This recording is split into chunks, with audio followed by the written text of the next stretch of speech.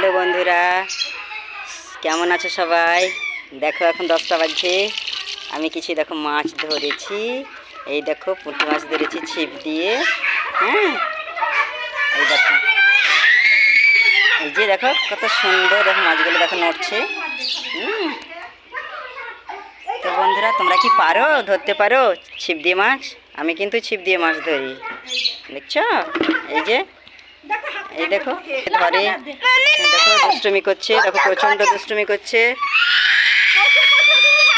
এইদিকে এইদিকে দেখি, এইদিকে দেখি,